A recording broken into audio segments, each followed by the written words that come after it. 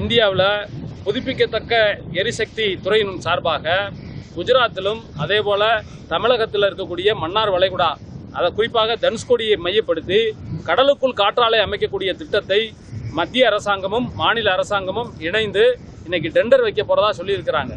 வருகிற பிப்ரவரி மாதத்திற்குள்ள டெண்டர் கொடுக்க போறதா அறிவிக்கப்பட்டிருக்கு. இப்படிப்பட்ட ஒரு கடலுக்குள் காற்றாலை அமைக்கிற திட்டம் வந்துச்சுன்னு சொன்னா இங்க இருக்கக்கூடிய மீனவர்களுடைய நிலைமை என்ன ஆகும்னே சொல்ல முடியல.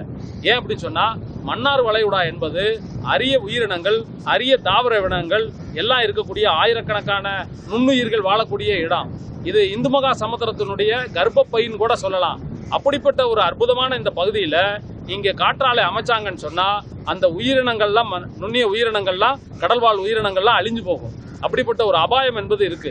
ஏன்னா கடலுக்குள்ள காற்றாலை அமைக்கும் போது அந்த கடலுக்குள் தயார் செய்யக்கூடிய மின்சாரத்தை கம்பிகள் மூலமாக கரைக்கு கொண்டு வரணும். அப்படி கொண்டு வரும்போது கடலுக்குள்ள ஏற்படக்கூடிய கட்டுமானங்களாலேயே இந்த உயிரினங்கள்லாம் அழிஞ்சு போக வாய்ப்பு இருக்கு.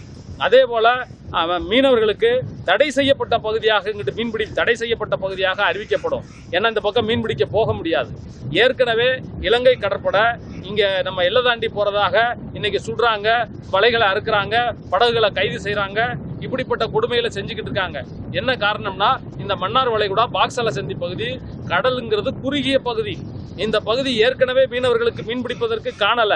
இந்த சூழல்ல இந்த திட்டம் வேற வந்துச்சுன்னு சொன்னா வேற பக்கம் போங்கன்னா எந்த பக்கம் போறதுன்னு எங்களுக்கு தெரியல. இலங்கை பக்கம் மீன் பிடிக்க போறதான்னு தெரியல. அப்படிப்பட்ட ஒரு கேள்விக்குரிய இன்னைக்கு உருவாக்கி இருக்கிறாங்க. எனவே தயவு செஞ்சு ஒரு மின்சார உற்பத்திங்கிறத மீனவர்கள் யாரும் தடுக்கல.